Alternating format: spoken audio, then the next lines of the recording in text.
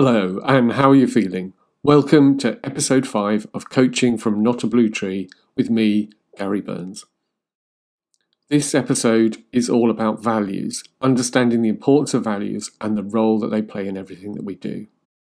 Values are, very simply, what's important to us. Not in the sense of actions or possessions, but in the sense of the principles that sit behind the actions and possessions, providing a baseline that guides and underpins who we are. Values sit in hierarchies, and values can be driven by positive and negative motivation.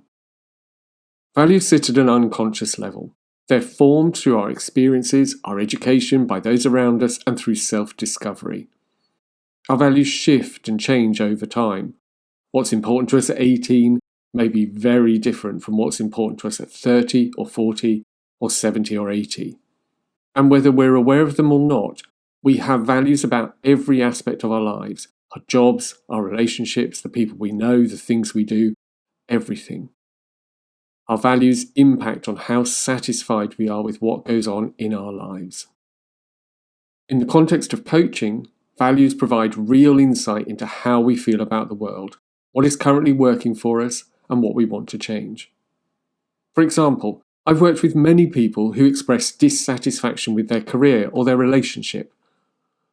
They are sometimes able to point to specific aspects of their job that they don't like, or issues within their relationship which seem to be causing problems. Values, though, as I said earlier, tend to sit at an unconscious level. So while our feelings of satisfaction and dissatisfaction may be apparent, the causes frequently are not. And this is due to values being or not being met. However, once you establish what your values are, what's important to you in the context of your work or your relationship, for example, you're able to see which values are being met and which are not. This immediately highlights what may need to change and thus impacts on any plans and goals that you set. The other important aspect of values is that they more often than not define very much who we are. They will give an indication as to what drives your career. Are you someone out for money and prestige? Or is teamwork and challenge more important to you? Or your family? Is family time key? Or are you happier when everyone is able to do their own thing? Again, once you establish what your values are, you can quickly see where your priorities lie and what isn't or isn't important to you. Understanding the hierarchy of your values can lead you to understand what you're willing to compromise on and which values are non-negotiable. And by understanding the motivation which drives the value, we can focus on the positives we want for ourselves rather than being motivated by what we don't want. So, what exactly are values? It's one of those concepts that some get straight away and some take a little longer. If you're not there yet, think about this for a moment as an example. You'll have a main living room of some sort or another in your home, irrespective of whether you live in a one-room studio or a multi-bedroom mansion. It will be the room where you spend most of your waking time when you're at home. For some, it's the living room, the front room, the lounge, whatever you choose to call it. For others, it's the kitchen diner, the family room. You know the kind of room I mean, particularly if your home has that open plan design. So whatever room is your main room, think firstly about what's in the room. This is all about things. Then think about all that you do in the room. This is all about actions. And finally, think about what's important to you about the room. You may want it to be warm and inviting, relaxed and calming, friendly and cosy. You may be all about wealth and status, comfy and homely, bright and airy. And as you think about that, as you think about what's important to you about that room, remember that the things and actions can all be put or done in a wheelbarrow, no matter how uncomfortable and precarious it might be to do them there. Values are all about the concept words. So, if I talk about my main living room, my open plan kitchen diner, and I think about the things, there's the obvious oven, hob, kitchen cabinets, dining table, chairs, and so on. When I think about actions, I cook and eat in the room, I socialise, I relax, I admire the garden. And then when I think about the values linked to the room, what's important to me, I want a room which is inviting and comfortable. I want it to be warm and light. I want it to be relaxed. Understanding what your values are provides real insight and understanding. And there are two further aspects of values that we need to consider here. The first is that values do not sit randomly on an unconscious level. Values sit in hierarchies.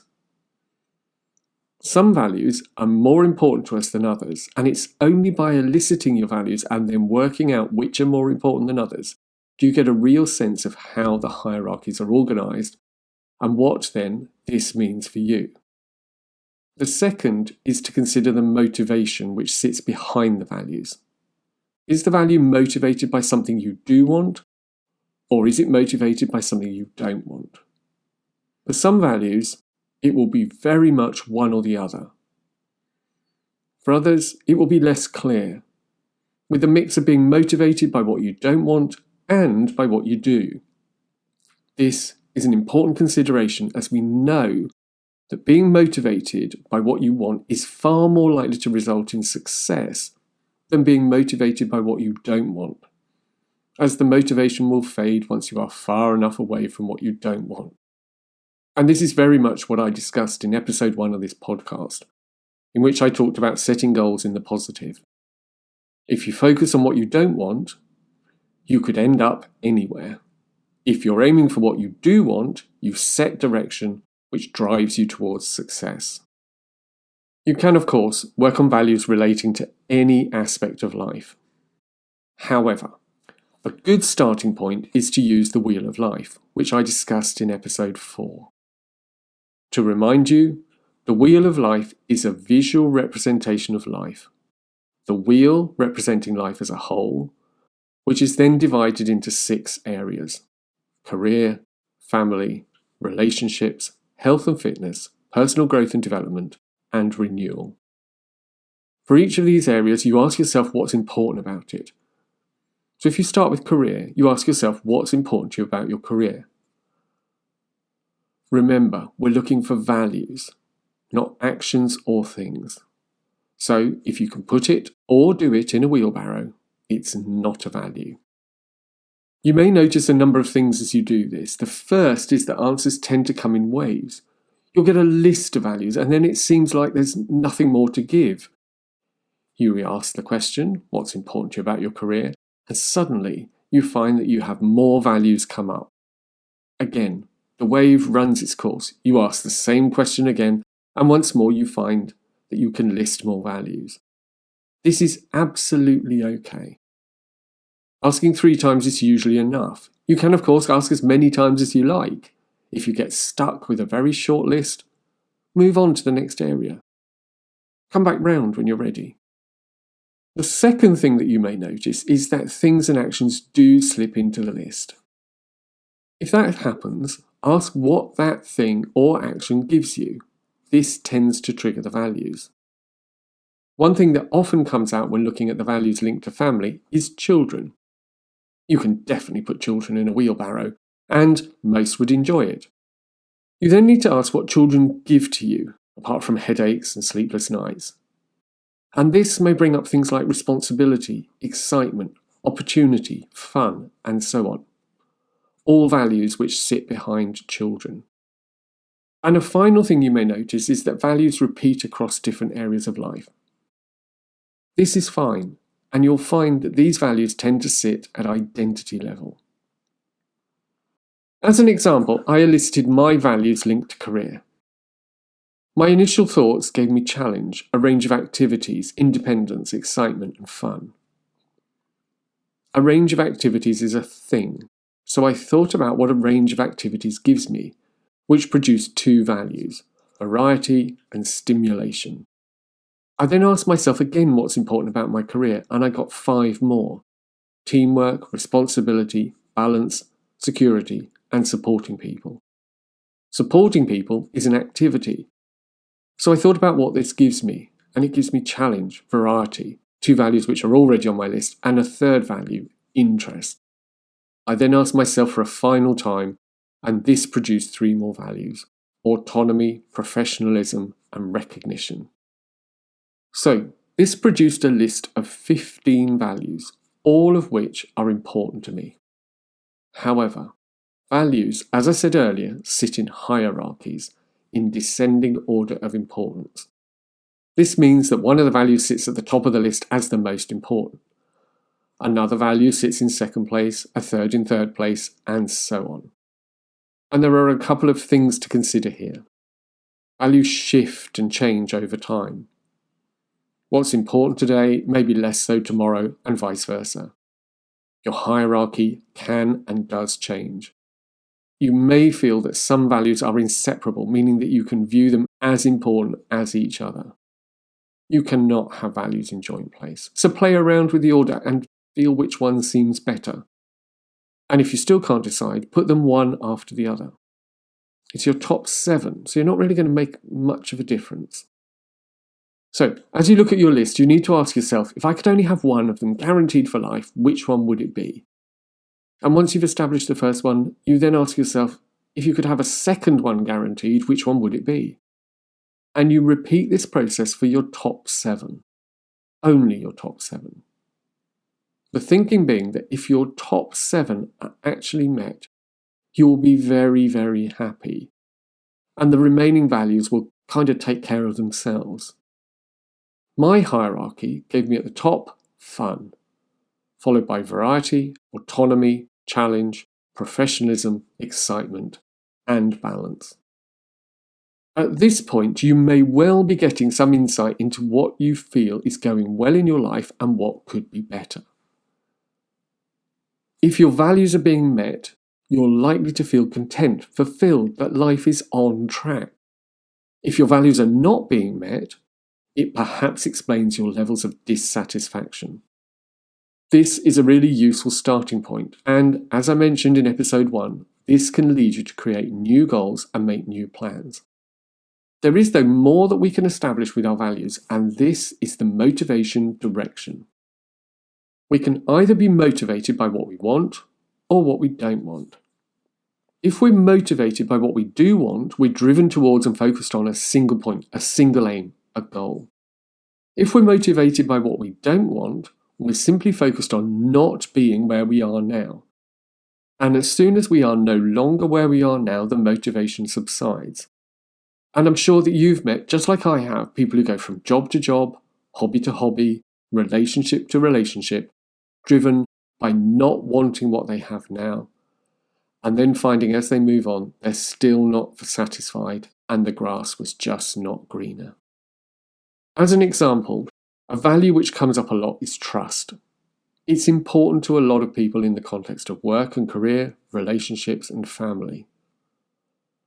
Some people's hobbies and interests, part of personal growth and development, rely on trust, particularly if there is some sort of teamwork involved. If you're focused on the positives, you may be driven by the benefits of trust.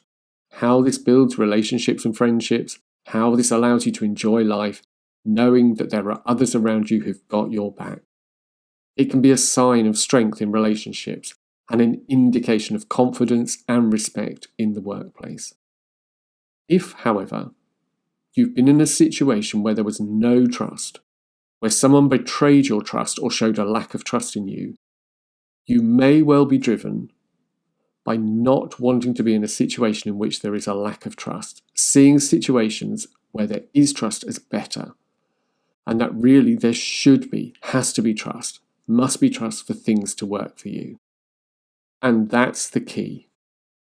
If you find yourself using a lot of negatives, using comparisons, and using words of obligation and necessity, words such as should, must, have to, ought to, and so on, this is a high indication of negative emotion. So, when establishing your values, you ask yourself what's important about career or family and so on. To establish the motivation, you ask yourself why a value is important to you. Note the words you use to explain your reasons. If you use lots of negatives, lots of words of necessity and obligation, lots of comparisons, then the negative away from motivation is likely to be high. If, on the other hand, you talk about the positives, the benefits, what you want, then the motivation is likely to be positive towards. And As if you were sitting there with a balance scale, you know the type I mean, where you put a weight on one side and something to weigh on the other. With one side the amount of towards and the other the amount of away from, what percentage would you give to each side? If you notice lots of towards, the percentage on the towards side is likely to be high. If, though, you notice lots of negatives, the away froms, the percentage on the away side is likely to be high. And you do this with each value. And if the idea of percentages is just too much, just notice the feeling inside as you work out why a value is important to you. If you have a bit of an icky feeling inside, the greater the ickiness, the more away from the motivation is likely to be. If, though, you feel upbeat, happy, excited, the greater the positive feelings, the higher the towards motivation is likely to be. And once you've done this, what do you notice? How do you feel? What are you thinking? If there are lots of negatives, lots of away froms, you may want to think about what you want to change. We know that if we're motivated by what we want, we're more likely to succeed. So, how can you shift those away froms into towards? What positive driver towards motivation can you find? And now imagine putting this into practice. Imagine having for each of the 6 areas on the wheel of life a list of 7 values in order of importance to you, and with the motivation direction clearly defined. Imagine having this insight about your life and about yourself. Think about what it means as you evaluate your life, what you like about it and what you want to change. Consider that you now understand those feelings of dissatisfaction, discontent, disconnection, the result of values not being met, and indeed at times being violated, ridden roughshod over by others. You now have significant information which can help you define and refine your plans and goals, focusing on the changes that you know that you can make, moving towards that new model of the world that you want for yourself and those around you. If you can do it now. If you're not sure or need some help, you can always book an initial consultation on my website, notabluetree.com. And you can then work out what the next step is. And you know that it makes sense, don't you?